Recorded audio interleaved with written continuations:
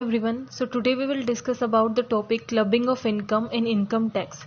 So let's start. जब भी हम इनकम टैक्स कंप्यूट करते हैं तो उसमें क्लबिंग ऑफ इनकम का भी हमारा कॉन्सेप्ट आता है। यानी कि जब आप अपनी टोटल इनकम को कंप्यूट करते हो, हमारा इनकम टैक्स जो है वो हमारी टोटल इनकम पे लगता है। फिर जो इनकम टैक्स का रेट प्रिस्क्राइब्ड है गवर्नमेंट का, वो हमारा टैक्स हमें पे करना होता है। सो क्लबिंग ऑफ इनकम होता क्या है कि जब आप अपने पांचों हेड की इनकम निकाल लेते हो, सिर्फ वही आपकी इनकम नहीं होती, एक इंडिविजुअल की सिर्फ इनकम कैलकुलेट नहीं की जाती। कई बार क्या होता है कि उस इंडिविजुअल के स्पाउस की या उसके चिल्ड्रंस की भी इनकम को क्या कर दिया जाता है, उसकी इनकम के साथ क्लब कर दिया जाता है, ऐड कर दिया जाता है, जिसको हम बोलते हैं clubbing of income. To find out the total income of an individual, clubbing of income is also included। कि एक पर्सन की टोटल इनकम को फाइंड आउट करने के लिए टोटल इनकम क्या होती है जिसपे हमारा टैक्स लगता है, सो उस पर्सन की कितनी टैक्सेबल इनकम है उसे फाइंड आउट करने के लिए क्लबिंग ऑफ इनकम एक इंपॉर्टेंट कॉन्सेप्ट है। क्योंकि क्लबिंग ऑफ इनकम क्या होती है, हमारी टोटल इनकम को इंक्रीज कर देती है। There is a growing tendency on the part of tax payers either not to disclose the certain assets और इन्वेस्टमेंट इन रिकॉर्ड और figure lower than its cost. कि वो क्या करते हैं कि हमारे कुछ टैक्स पेयर्स हैं, कुछ असेसीज ऐसे हैं कि उनको टैक्स कम देना पड़े या ना देना पड़े, इसीलिए वो क्या करते हैं, कुछ ऐसे रिकॉर्ड्स बनाते हैं जिसे वो छुपाते हैं गवर्नमेंट से, ताकि उन्हें क्या करना पड़े, टैक्स उन्हें कम देना पड़े। सो वो क्या कर देते हैं, किसी और के नाम पे अपनी इनकम कर देते हैं। सो उनके में उनकी इनकम शो कम होगी, इसकी वजह से उन्हें टैक्स भी कम देना पड़ेगा। क्योंकि हमारा इनकम टैक्स क्या है, प्रोग्रेसिव है नेचर में। जितनी ज्यादा आपकी इनकम होगी उतना ज्यादा आपको टैक्स देना पड़ेगा। सो कुछ क्या करते हैं, कुछ लोग करते हैं कि अपनी इनकम को किसी और के में डिपॉजिट करा देते हैं। और वो किस में डिपॉजिट कराते हैं, फॉर एग्जांपल अपनी वाइफ की इनकम में वो डिपॉजिट करा देते हैं, अपनी हाफ इनकम वो अपनी वाइफ को दे देते हैं। सो अगर उसकी वाइफ हाउस वाइफ है तो वो क्या करेगी, उस लिमिट तक पहुंच ही नहीं पाते कि जहां पे उन्हें टैक्स देना हो। सो वो अपनी उस पर्टिकुलर पार्ट ऑफ इनकम को टैक्स से क्या कर लेते हैं, सेव कर लेते हैं। And main reason behind the conceal of information is to avoid and reduce tax. यानी कि जो वो इन्फॉर्मेशन छुपाते हैं कि उनकी ये इनकम कहाँ गई, उन्होंने वो कहाँ डिपॉजिट करा दी, किसे दे दी, उसको वो कंसील करते हैं, छुपाते हैं। क्यों? ताकि वो टैक्स को अवॉइड कर सकें या टैक्स को रिड्यूस कर सकें। फॉर एग्जाम्पल कि एक इंडिविजुअल के लिए 2,50,000 तक हमें कोई टैक्स नहीं देना होता, उससे ऊपर जो हमारी इनकम होती है हमें उतना टैक्स देना होता है। फॉर एग्जाम्पल एक इंडिविजुअल की इनकम है 10 लाख। सो वो क्या करता है, उसकी वाइफ हाउस वाइफ है तो उसकी कोई इनकम नहीं है, उसके बेटे की कोई इनकम नहीं है। सो वो क्या कर देता है, उनकी इनकम में अपने 5 लाख को ट्रांसफर कर देता है, 2.5 लाख अपनी वाइफ को दे देता है और 2.5 लाख किसको कर देता है, अपने बेटे को। सो उन दोनों की वो 5 लाख जो इनकम है उस पर टैक्स नहीं लगेगा, क्योंकि लिमिट ही कितनी है, 2,50,000, वहां तक तो हमें टैक्स देना ही नहीं पड़ता। इसका मतलब उसने टैक्स को अवॉइड कर दिया अपनी 5 लाख की इनकम पे। कैसे किया, अपनी होशियारी दिखा के, अपनी इंटेलिजेंस को यूज करके, और अपने टैक्स को उसने क्या कर दिया, अवॉइड कर दिया। और इसीलिए गवर्नमेंट को कोई ऐसे अवॉइड ना कर सके, क्योंकि अगर टैक्स अवॉइडेंस होगा तो गवर्नमेंट को इनकम कम होगी, इनकम कम होगी तो डेवलपमेंट के जो भी वर्क है वो हो नहीं पाएंगे। इसीलिए गवर्नमेंट कॉन्सेप्ट लेके आई क्लबिंग ऑफ इनकम का, कि अगर कोई ऐसा करता है तो जो वाइफ है या जिसके साथ भी वो क्लबिंग कर देता है, उसकी इनकम को हम इसी पर्सन की जिसने ट्रांसफर किया था उसी इंडिविजुअल की इनकम में ऐड कर देंगे और उस पर टैक्स लगा देंगे। An individual attempt to shift his income to others so that he may keep his tax liability to the minimum। यानी कि वो क्या करता है, अटेम्प्ट करता है अपनी जो इनकम है उसे शिफ्ट करने का दूसरों पे। जो स्पेशली किस केस में होता है, वो लोग अपनी वाइफ को दे देते हैं, अपने स्पाउस को दे देते हैं, उनको शिफ्ट कर देते हैं ताकि उन्हें क्या करना पड़े, मिनिमम टैक्स देना पड़े। फॉर दिस पर्पज ही arrange to shift the income legally which insect belong to him और सम अदर पर्सन। कि वो क्या करता है, लीगली ये काम करता है, इलीगली नहीं करता। वो उसको शिफ्ट कर देता है, जिसकी वजह से हमने जो अभी एग्जांपल लिया था कि उसकी टैक्स की जो लायबिलिटी है वो कम हो जाती है। क्योंकि हमने जो एग्जांपल लिया था उसमें क्या था कि 10 लाख में से 5 लाख की इनकम पे तो उसे टैक्स देना ही नहीं पड़ा, क्योंकि उसने क्या कर दी थी, वो शिफ्ट कर दी थी अपने सन पे एंड अपनी वाइफ को। To counter at such practices special provision relating to clubbing of income have been made. और ये जो प्रैक्टिसेस होती थी कि लोग टैक्स को अवॉइड करते थे अपनी इंटेलिजेंस को यूज करके, क्लेवरनेस को यूज करके, उसको काउंटर करने के लिए, उसके साथ डील करने के लिए नया कॉन्सेप्ट आया, उसको हम बोलते हैं clubbing of income. As per this section, income of other person shall be included in the assessee total income, and such inclusion of income of other person in the income of assessee is called clubbing of income. कि इसके according किसी और person की income जिसको आपने shift की है वो इनकम आपकी इनकम में ही इंक्लूड की जाएगी. आपको शिफ्ट करने से तो रोका नहीं जा सकता, लेकिन अगर आप शिफ्ट करते हो तो वो इनकम जो ट्रांसफर कर रहा है उसी की टोटल इनकम में इंक्लूड होगी और टैक्सेबल होगी. इसको हम क्या बोलते हैं? Clubbing of income. Income of other person included in the assessee total income. अब कौन कौन सी इनकम ऐसी है जो क्लब की जाती है, एक असेसी की टोटल इनकम में जोड़ी जाती है? First is transfer of income without transfer of assets. कि आप क्या कर देते हो, एसेट्स आपके ही नाम है, रजिस्टर्ड आपके ही नाम है, लेकिन आप उसकी इनकम को किसी और को ट्रांसफर कर रहे हो, तो क्या माना जाता है कि अगर आपको ट्रांसफर करना होता तो आप क्या करते? एसेट्स को भी ट्रांसफर करते. अगर आप अकेला इनकम ट्रांसफर कर रहे हो, एसेट्स को ट्रांसफर नहीं कर रहे, सो वो क्लबिंग ऑफ इनकम के अंडर आ जाएगा और उसको हम जो ट्रांसफर कर रहा है उसी की टोटल इनकम के अंदर इंक्लूड करेंगे. If a person transfer to another person his income from an assets. कि आपकी कोई बिल्डिंग है, वो आपका एसेट्स है, उससे आपको कोई बिल्डिंग, उस बिल्डिंग से आपको क्या हो रहा है? कोई प्रॉफिट हो रहा है. अब आपकी बिल्डिंग आपके नाम है लेकिन आप उसे ट्रांसफर अपनी वाइफ को कर रहे हो, ठीक है, उसकी इनकम को आपने अपनी वाइफ को ट्रांसफर कर दिया without transferring the ownership of assets. लेकिन एसेट्स को ट्रांसफर नहीं किया, वो बिल्डिंग अब भी आपके ही नाम है. The income of such shall be deemed to be the income of transferor. तो जो वो इनकम हुई है, आपने जो अपनी वाइफ को ट्रांसफर कर दी, अब अगर बिल्डिंग की ओनरशिप आपकी है तो वो इनकम भी आपकी ही मानी जाएगी और जो अमाउंट आपने ट्रांसफर किया है वो आपकी ही इनकम में इंक्लूड हो जाएगा और टैक्सेबल हो जाएगा. सो जो अमाउंट आपने शिफ्ट किया था अपनी वाइफ को, उसको हमने क्या कर दिया? क्लब कर दिया आपकी इनकम में और वो टैक्सेबल हो गया. Revocable transfer of assets. Income arising to any person as a result of revocable transfer of assets shall be deemed to be the income of transferor and including in his total income. अब इसमें आप क्या करते हो कि transfer of assets करते हो. ऐसा नहीं है कि सिर्फ इनकम ट्रांसफर कर रहे हो, आप एसेट्स को भी ट्रांसफर कर रहे हो, लेकिन रिवोकेबल यानी कि फॉर नेम सेक, एक्चुअल में वो ट्रांसफर है नहीं, सिर्फ आप दिखाने के लिए कर रहे हो. सो अगर गवर्नमेंट को ये पता लगता है या फिर अथॉरिटीज को ये पता लग जाता है कि ये रिवोकेबल है यानी कि एक एक्चुअल ट्रांसफर नहीं है, फॉर नेम सेक वो ट्रांसफर कर रहे हैं एसेट्स को, तो जितना भी आप ट्रांसफर करते हो वो सारी इनकम आपके ही इनकम के अंदर इंक्लूड हो जाती है, असेसी की इनकम के अंदर आ जाती है और उस पर टैक्स लगता है. Income of spouse. Income of spouse by way of salary, commission, fee or any other form in which such individual which has a substantial interest, but if it is earned by the purely technical and professional qualification then it is not clubbed. यानी कि आपके spouse की, for example husband के लिए उसकी wife की और wife के लिए उसके हस्बैंड की इनकम को क्लब कर दिया जाता है, एक दूसरे से जोड़ दिया जाता है. कब? चाहे वो इनकम कमीशन हो, फी हो, सैलरी हो, कोई भी रिसीव हुई हो, आपकी वो इनकम क्लब हो जाएगी. लेकिन अगर जिसने भी, किसी भी स्पाउस ने अगर वो अपनी टेक्निकल और प्रोफेशनल स्किल से अर्न की है, यानी कि अपने स्किल्स से, अपने टैलेंट से, अपने नॉलेज से अगर स्पाउस उसे अर्न करता है तो उस इनकम को हम क्लब नहीं कर सकते. लेकिन वो इनकम अगर हमने इन तरीके से अर्न नहीं की, विदाउट अपनी टेक्निकल नॉलेज के कर रहे हैं या फिर हमारी कोई भी इंटेलिजेंस से हम नहीं कर रहे, तो वो इनकम किसकी इनकम में इंक्लूड होगी? जिस भी स्पाउस की, यानी कि हस्बैंड और वाइफ हैं. अगर हस्बैंड की इनकम ज्यादा है वाइफ की इनकम से, तो वाइफ की इनकम भी किसमें क्लब हो जाएगी? हस्बैंड की इनकम में क्लब हो जाएगी. लेकिन अगर वाइफ ने जो इनकम अर्न की है, बेशक वो कम है, लेकिन अगर वो अपने टेक्निकल स्किल से, एबिलिटीज से अर्न की है, तो हम उसे क्लब नहीं करेंगे. Substantial interest in the case of company when equity share have more than 20% of voting power. कि substantial interest क्या होता है? जब अगर एक कंपनी के मामले में substantial interest होता है कि जब एक कंपनी के पास 20% से ज्यादा उस इक्विटी शेयर की वोटिंग पावर है, यानी कि जितने इक्विटी शेयर होल्डर्स हैं उनमें से जिस इक्विटी शेयर की हम क्लब कर रहे हैं उसके पास 20% कितनी है? वोटिंग पावर है. और अगर हम इंडिविजुअल के केस में देखें तो at least 20% of the profit of the concern in the previous year, यानी कि वो इंडिविजुअल जिसके पास एटलीस्ट 20% ऑफ प्रॉफिट आया होगा अपनी फर्म का, उस कंसर्न का प्रीवियस ईयर में, उसका क्या होगा? सब्सटेंशियल इंटरेस्ट होगा उस फर्म के अंदर, उस कंपनी के अंदर. सो कोई भी ऐसा इंडिविजुअल जिसने अपने सब्सटेंशियल इंटरेस्ट से कोई भी फी अर्न की है, सैलरी अर्न की है, कमीशन अर्न की है, उसको क्लब कर दिया जाता है उसके स्पाउस की इनकम में. और किसकी इनकम में किया जाता है? दोनों में से जिसकी इनकम हायर होती है ना, उसके साथ दूसरे वाले की इनकम को क्लब कर दिया जाता है. सिर्फ एक इसका एक्सेप्शन है कि अगर वो इनकम उन्होंने अपनी प्रोफेशनल क्वालिफिकेशन से, टेक्निकल नॉलेज से अर्न की है, तो हम उसे क्लब नहीं करते हैं. The income is included in the total income of that spouse who has the greater income, कि किस में की जाती है, जिस उस स्पाउस की में की जाएगी जिसकी इनकम क्या है, ग्रेटर है।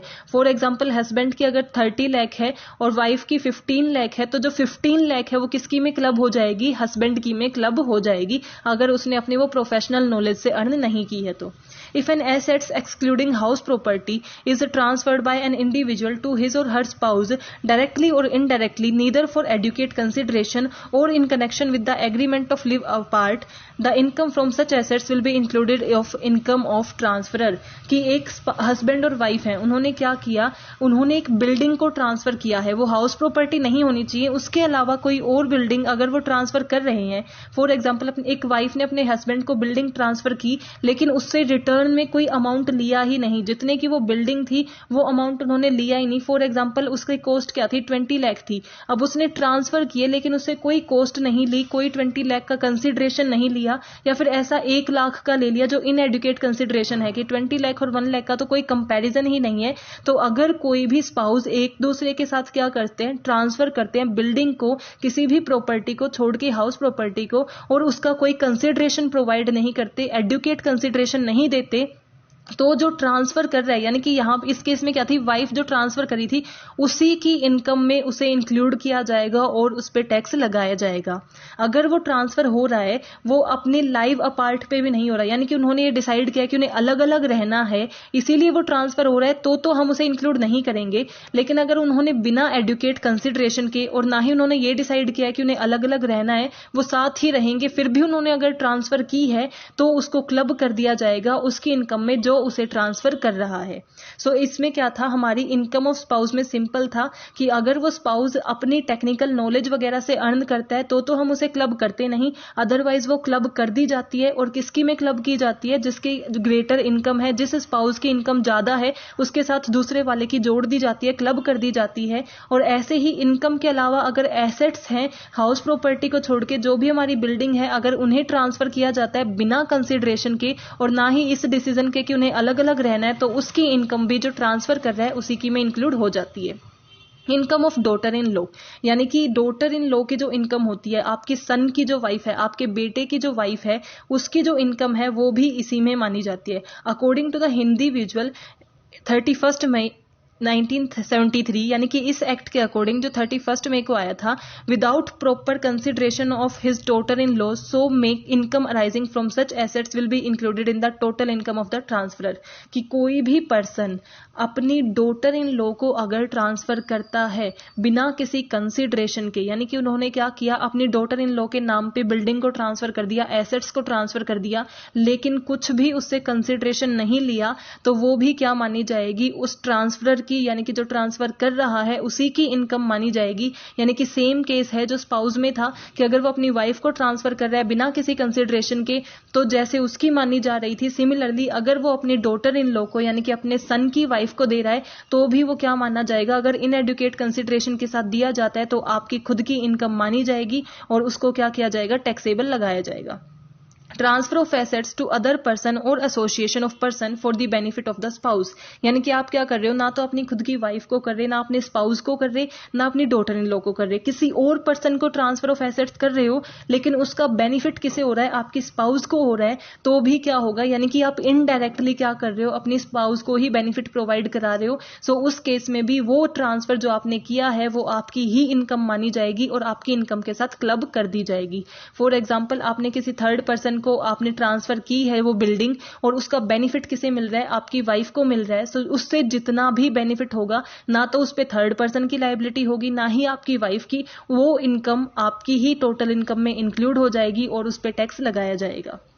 Income from assets transferred to third person, यानी कि अब भी आप किसी थर्ड पर्सन और एसोसिएशन ऑफ पर्सन को दे रहे हो, लेकिन अब की बार बेनिफिट किसका हो रहा है, डॉटर इन लॉ का। अगर आप डॉटर इन लॉ के बेनिफिट के लिए भी थर्ड पर्सन को ट्रांसफर करते हो तो भी आप ही लायबल होगे, उससे जो इनकम होगी वो आपकी टोटल इनकम में इंक्लूड की जाएगी, आपकी टोटल इनकम में क्लब कर दी जाएगी एंड देन क्या होगी, टैक्सेबल होगी। सो क्लबिंग में अभी तक हमने कितने डिस्कस कर दिए, transfer of income without transfer of assets की, हमने इनकम को ट्रांसफर किया लेकिन एसेट्स को ट्रांसफर नहीं किया, तब भी हमारी क्लब होती है। अगर हमने एसेट्स को ट्रांसफर किया है लेकिन वो रिवोकेबल है यानी कि फॉर नेम सेक है, तब भी हमारी इनकम में उसे क्लब कर दिया जाता है। इनकम ऑफ स्पाउस को हमारी इनकम में क्लब कर दिया जाता है, और ऐसी जो भी इनकम है जो डॉटर इन लॉ की है उसे भी हमारी में क्लब कर दिया जाता है। ट्रांसफर ऑफ एसेट्स हम थर्ड पार्टी को करते हैं, लेकिन अगर अपनी स्पाउस की बेनिफिट के लिए कर रहे हैं और अपने डॉटर इन लॉ की बेनिफिट के लिए कर रहे हैं तो वो भी हमारी ही इनकम में क्लब कर दी जाती है और टैक्स लगाया जाता है। Income from business. Income from business में क्या है?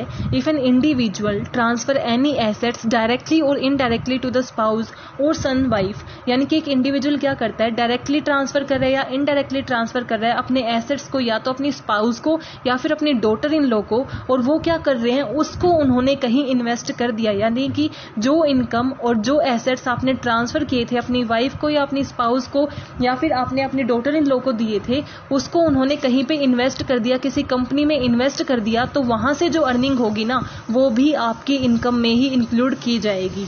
If any business but not a capital contribution as a partner in a form of amount calculated by using a prescribed formula, यानी कि जो भी हमारी स्पाउस है या फिर डॉटर इन लॉ है उन्होंने कहाँ पे उसे इन्वेस्ट किया है, किसी बिजनेस में इन्वेस्ट किया है, लेकिन कुछ ज़्यादा कैपिटल कंट्रीब्यूशन नहीं किया, यानी कि बहुत ज़्यादा इन्वेस्ट नहीं किया, उसमें वो सब्सटेंशियल इंटरेस्ट नहीं ले रहे, लेकिन जितना भी उन्होंने इन्वेस्ट किया है उससे उन्हें जितनी इनकम होगी वो इनकम किसकी मानी जाएगी, जिसने ट्रांसफर किया था यानी कि इंडिविजुअल की, उसकी इनकम में उसे क्लब कर दिया जाएगा, ऐड कर दिया जाएगा और टैक्स लगाया जाएगा। If in the nature of capital contribution, यानी कि अगर जो उन्होंने इन्वेस्ट किया है वो कैपिटल कंट्रीब्यूशन का नेचर है, यानी कि उसकी क्या है, स्पेशल इंटरेस्ट के साथ, सब्सटेंशियल इंटरेस्ट के साथ वो क्या कर रहे हैं, इन्वेस्ट कर रहे हैं एज अ पार्टनर। सो जितना भी उन्हें इंटरेस्ट रिसीव्ड होगा या फिर जो रिसीव होने वाला है फ्यूचर में, वो सारे पे किसकी इनकम मानी जाएगी, ट्रांसफर की, यानी कि उस इंडिविजुअल की जिसने वो किसको ट्रांसफर की थी, अपनी डॉटर इन लॉ को या फिर अपने स्पाउस को ट्रांसफर की थी। सो वो इनकम किसकी मानी जाएगी, उस इंडिविजुअल की, और उसी की टैक्सेबल होगी। इसमें क्या है, उसने ट्रांसफर कर दिया था या तो अपने स्पाउस को किया है या डॉटर इन लॉ को किया है। अर्निंग कौन कर रहा है, इन्वेस्ट किया है डॉटर इन लॉ ने या फिर स्पाउस ने, फिर भी वो क्लब किसकी में की जाती है, उस इंडिविजुअल की में, क्योंकि ये उसने क्या किया है, एक इनएडुकेट कंसिडरेशन के साथ ट्रांसफर किया है। सो इनकम फ्रॉम बिजनेस अगर उन्हें होती है, यानी कि जब वो ट्रांसफर करता है अपनी स्पाउस को या डॉटर इन लॉ को और वो किसी बिजनेस में इन्वेस्ट कर देते हैं, सो उससे भी जो इनकम होगी वो उस इंडिविजुअल की ही इनकम में कैलकुलेट होगी और उस पर टैक्स लगाया जाएगा। Income of a minor child, यानी कि अगर आपके माइनर चाइल्ड इनकम अर्न कर रहा है तो वो इनकम भी क्या हो जाती है, आपकी इनकम में क्लब हो जाती है। The income of minor child including minor married daughter shall be included in the income of his और हर पेरेंट्स, यानी कि माइनर चाइल्ड जो भी हैं जिनकी एज 18 से कम है उनकी इनकम किसके अंदर इंक्लूड की जाती है, उनके पेरेंट्स की इनकम के साथ क्लब कर दी जाती है, चाहे वो मैरिड डॉटर ही क्यों ना हो। However, the income of a physically or mentally handicapped minor child shall not be included in the income of their parents and computed separately, यानी कि हर बच्चे की जो माइनर है उसकी, चाहे वो मैरिड है अनमैरिड है, अगर उसकी इनकम है तो उसके पेरेंट्स की में इंक्लूड कर दी जाती है। सिर्फ अगर वो बच्चा क्या है, डिसेबल है, उसको कोई डिसेबिलिटी है, फिजिकली और मेंटली हैंडीकैप्ड है, तो उसकी इनकम उसके पेरेंट्स की इनकम में इंक्लूड नहीं की जाती और सेपरेटली कैलकुलेट की जाती है। The following are the provision for the inclusion of income of minor child, की माइनर चाइल्ड की इनकम को हम कैसे क्लब करते हैं, उसको कैसे ऐड किया जाता है। Where the marriage of his parents subsist, यानी कि अगर उनके पेरेंट्स क्या हैं, वो साथ रह रहे हैं और उनकी मैरिज अब भी चल रही है, उनका डाइवोर्स नहीं हुआ है, वो साथ रह रहे हैं, सेपरेट नहीं हुए हैं, तो जिस भी पेरेंट्स की, यानी कि मदर और फादर में से जिस पेरेंट्स की ग्रेटर होगी, ज्यादा इनकम होगी, उसके साथ उसकी क्लब कर दी जाएगी। फॉर एग्जाम्पल कि मदर की है 50,000 एंड फादर की है 70,000, सो माइनर चाइल्ड की जितनी भी इनकम होगी 70,000 उसके फादर की जो इनकम है उसमें क्लब कर दी जाएगी और वहां पे उस पर टैक्स लगेगा। Where the marriage of his parents does not subsist, यानी कि अब क्या है, उसके पेरेंट्स अलग हो चुके हैं, उनका डाइवोर्स हो चुका है, वो सेपरेट हो चुके हैं, साथ नहीं रहते, तो जो पेरेंट्स के साथ, जिस पेरेंट्स के साथ वो प्रीवियस ईयर में रहा है, जिस पेरेंट्स ने उसे संभाला है, उसी की इनकम में क्या किया जाएगा, माइनर चाइल्ड की इनकम को इंक्लूड किया जाएगा। ऐसा जरूरी नहीं है, इसमें हम ग्रेटर वन नहीं लेके चलते क्योंकि वो सेपरेट हो चुके हैं, तो जिसके साथ वो बच्चा रहा है, माइनर चाइल्ड रहा है प्रीवियस ईयर में, उसकी इनकम में उसे इंक्लूड किया जाएगा।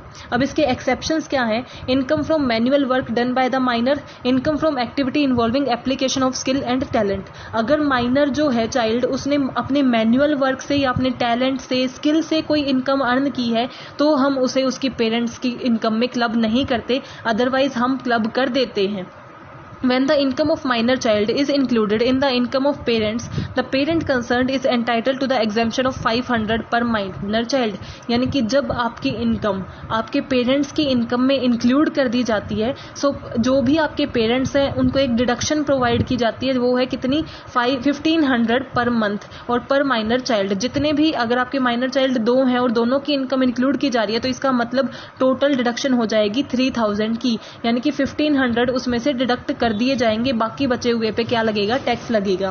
फॉर एग्जाम्पल, एक माइनर चाइल्ड की इनकम है 20,000 और उसकी इनकम को हमने उसके पेरेंट्स की इनकम में ऐड कर दिया है, तो उस 20,000 में से 1500 को हम डिडक्ट कर देंगे, बचे हुए अमाउंट पे टैक्स लगेगा और वो क्लब की जाती है। So income from minor child को भी क्या करते हैं? हम क्लब कर देते हैं उनकी पेरेंट्स की इनकम में according to different conditions. Transfer of separate individual property of self acquired property to Hindu undivided family of which he is a member. यानी कि वो क्या कर रहा है? अपनी एक इंडिविजुअल प्रॉपर्टी को या फिर सेल्फ एक्वायर्ड, उसकी खरीदी हुई प्रॉपर्टी को क्या कर देता है? हिंदू अनडिवाइडेड फैमिली को ट्रांसफर करता है। हिंदू अनडिवाइडेड फैमिली को ट्रांसफर करना गलत नहीं है। अगर उस हिंदू अनडिवाइडेड फैमिली का वो मेंबर नहीं है तो वो हमारे साथ क्लब नहीं की जाती, लेकिन अगर वो एक ऐसी हिंदू अनडिवाइडेड फैमिली में क्या कर रहा है? ऐसी HUF में ट्रांसफर कर रहा है जिसका वो खुद मेंबर है, तो क्या हो जाएगा? इनडायरेक्टली वो खुद को ही ट्रांसफर कर रहा है। For example, Hindu undivided family, आप अपनी हाउस को लेके चलो, आपकी जो फैमिली है वो एक HUF है, आपने एक एसेट्स खरीदा और ट्रांसफर कैसे कर दिया? अपनी ही HUF को ट्रांसफर कर दिया जिसके आप खुद मेंबर हो, सो वो भी आपकी इनकम में क्लब हो जाएगी क्योंकि आप खुद को ही ट्रांसफर कर रहे हो indirectly. It after 31 December 1969 the individual transfer without consideration और inappropriate consideration the income from such property shall be deemed to be the income of individual not the HUF। यानी कि 1969 के बाद अगर आप कोई भी HUF को ट्रांसफर करते हो जिसके आप खुद मेंबर हो, तो वो इनकम आपकी मानी जाएगी, HUF की नहीं, और आपकी टोटल इनकम में इंक्लूड करके उस पर टैक्स लगाया जाएगा। बेनामी ट्रांजैक्शन। बेनामी ट्रांजैक्शन क्या होते हैं? जिसमें जो नाम गिवन नहीं होता या फिर जो गिवन है वो एक्चुअल पर्सन होता ही नहीं। When a person enter into a transaction in the name of person other than the real person, यानी कि एक ऐसा पर्सन जो रियलिटी में एग्जिस्ट नहीं करता, आप क्या करते हैं? वो मीन्स ये दिखाने के लिए कि मैंने किसी को पैसा ट्रांसफर किया है, अपनी मर्जी से कोई भी नाम बना देते हैं और दिखा देते हैं कि टैक्स को हम अवॉइड कर देंगे, ये पैसा तो मेरा नहीं है, मैंने इसे ट्रांसफर कर दिया। लेकिन अगर आप बेनामी ट्रांजैक्शन करते हो, यानी कि रियल पर्सन वो एग्जिस्ट करता ही नहीं, एक्चुअल में वो है ही नहीं, तब आप ऐसी कोई ट्रांजैक्शन करते हो तो वो इंक्लूड की जाएगी आपकी इनकम में और उस पर टैक्स लगाया जाएगा। अब ये सब क्या है कि हमारी अदर सोर्सेज में कौन कौन सी इनकम इंक्लूड की जाती है, तो हमने सारी डिस्कस कर ली हैं। Transfer of income without transfer of assets, revocable transfer of assets, income of spouse, income of daughter in law, और ट्रांसफर करते हैं हम थर्ड पार्टी को, अदर एसोसिएशन को, बेनिफिट ऑफ स्पाउस और daughter in law, income from business, income of a minor child, और हमारी जो भी ट्रांसफर हम कर रहे हैं HUF को अगर हम ट्रांसफर करते हैं जिसके खुद हम मेंबर हैं, और बेनामी ट्रांजैक्शन। सो ये सारी अगर हम ट्रांसफर करते हैं और इससे जो भी इनकम होती है वो आपके जो ट्रांसफर कर रहा है उसी की इनकम में ऐड कर दी जाती है और टैक्स लगाया जाता है। रिकवरी ऑफ टैक्स, यानी कि टैक्स कैसे रिकवर किया जाता है, जो टैक्स लगता है उसको रिकवर कैसे, किससे लिया जाता है उस टैक्स को। The tax on the income of other person will have been included in the income of assessee, कि हमने यही तो देखा है कि अदर पर्सन जब वो किसी और को ट्रांसफर करता है बिना एडुकेट कंसिडरेशन के, तो हम उसी की जो ट्रांसफर कर रहा है उसी की इनकम में उसे ऐड कर देते हैं और उस पर टैक्स लगाते हैं। सो टैक्स किससे रिकवर किया जाता है? असेसी के से किया जाता है। कुछ ऐसे एक्सेप्शनल केसेस होते हैं जिसमें अदर पर्सन से भी टैक्स रिकवर किया जाता है। However the liability of other person is limited, लेकिन उन केसेस में भी अदर पर्सन की लायबिलिटी लिमिटेड ही होती है कि इतने परसेंट ही या इतने ही रुपए के लिए ये लायबल है, बाकी सारे पे कौन देगा? जो असेसी जिसने ट्रांसफर किया है। The liability of the other person arise after the service of notice of demand by the assessing officer in this behalf, यानी कि जब तक हमें असेसिंग ऑफिसर का ये मिल नहीं जाता, अप्रूवल मिल नहीं जाता कि अदर पर्सन की लायबिलिटी है, तब तक हम अदर पर्सन से कोई भी टैक्स नहीं लेंगे। टैक्स किससे लिया जाएगा? उस इंडिविजुअल से जो ऐसे ट्रांसफर कर रहा है। When the transferred assets is held jointly by the two or more person, they shall be jointly or severally liable to tax. यानी कि अगर दो से ज़्यादा या उससे भी ज़्यादा पर्सन्स क्या कर रहे हैं, ट्रांसफ़र कर रहे हैं, तो सारे मिलके उस टैक्स को दे सकते हैं, सेपरेटली भी दे सकते हैं और मिलके भी दे सकते हैं. So I hope you are clear with this topic. If you have any doubt please mention in comment section. Thank you. Keep supporting.